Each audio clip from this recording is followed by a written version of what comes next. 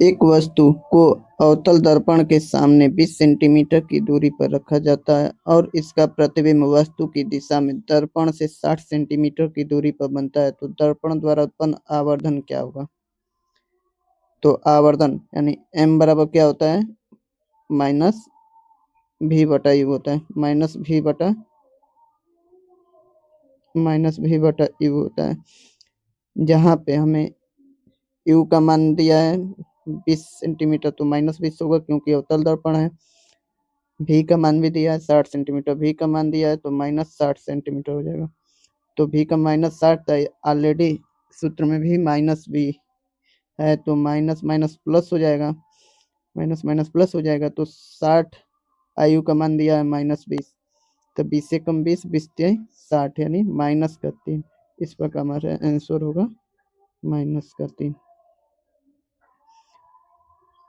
Question number अगला,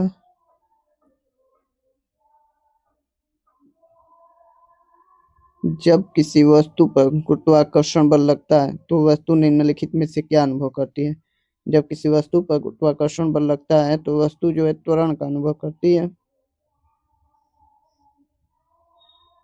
next question देखेंगे, question number, अवतल दर्पण का वक्रता केंद्र कहाँ स्थित होता है?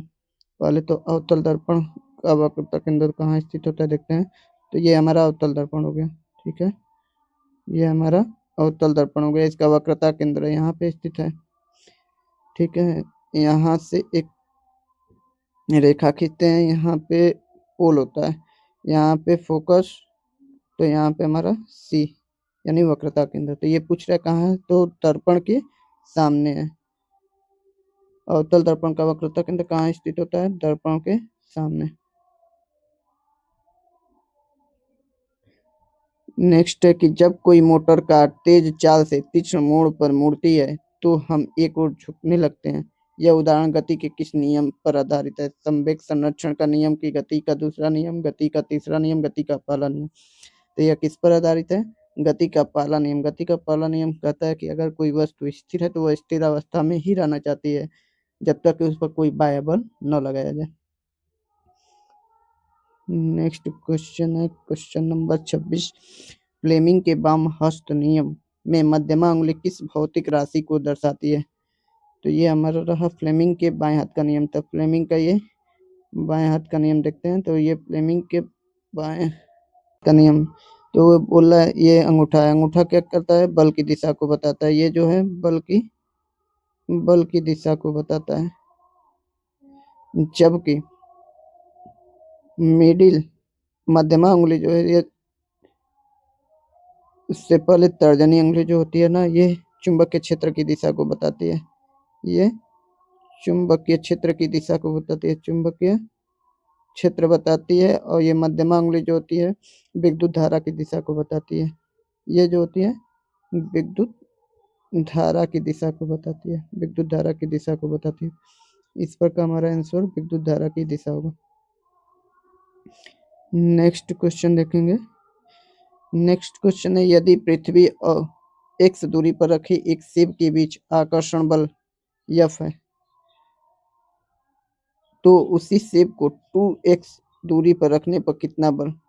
मान लेते हैं ये हमारी पृथ्वी है और यहाँ पे कोई सेब रखा हुआ है, तो बोला है कि यदि पृथ्वी और x दूरी पर रखी एक सेब के बीच जो आकर्षण बल है वो F है, ठीक है। यहाँ से जो आकर्षण बल लग रहा है वो F है, दूरी x है। तो उस सेब को 2x दूरी पर, यानी यहाँ से यहाँ, यानी और दूरी बढ़ा दिया जाए, 2x दूरी पर रखने पर कितना बल लगेगा?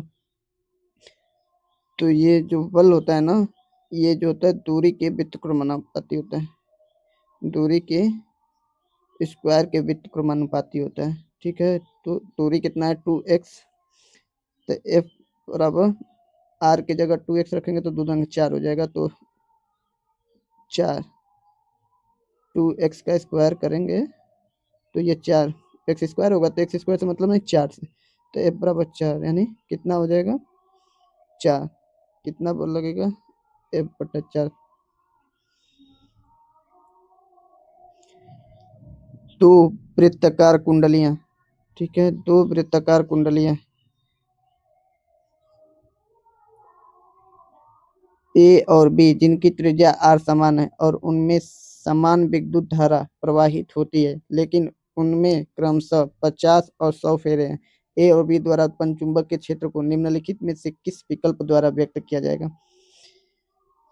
दो वृत्ताकार कुंडलियां हैं, ये हो गई ए, ये हो गई बी। ए में जो है फेरों की संख्या कितनी है? 50 है। बी में फेरों की संख्या कितनी है? 100 है। तो जिसमें जितने ज्यादा फेरों की संख्या होगी उसमें उतना ही चुंबकीय क्षेत्र अधिक होगा।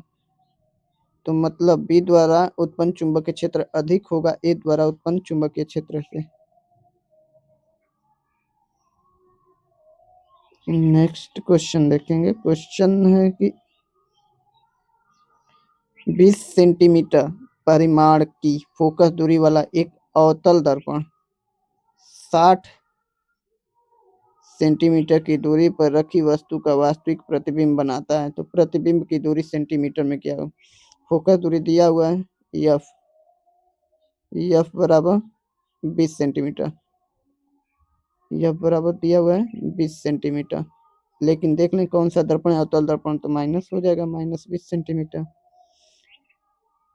और दर्पण से 60 सेंटीमीटर की दूर पर वस्तु रखी हुई है, यानी यू बराबर भी दिया हुआ है माइनस 60 सेंटीमीटर। तो भी का मान पूछ रहा है, भी का मान पूछ रहा है। तो सूत्र क्या होता है? 1/f बराबर 1/u, दर्पण होगा तो 1/u प्लस 1/v। 1/f का मान कितना है? 1 माइनस का 20 बराबर 1/u का मान कितना है? माइनस का 60 प्लस 1/v। अब 1/v को इधर लाते हैं तो इसको हो जाएगा 1/माइनस का 20 अब प्लस का 1/60। तो 1/v बराबर कितना हो जाएगा? प्लस 60 हो जाएगा। तो 20 3 60 यानी माइनस का 3 और 60 कम 60 यानी प्लस का 1, तो माइनस का 2/60। 2 एकम 2, 2 3 6। तो केवल v बराबर कितना हो जाएगा? माइनस का 30। इस पर का उत्तर हमारा होगा माइनस का 30।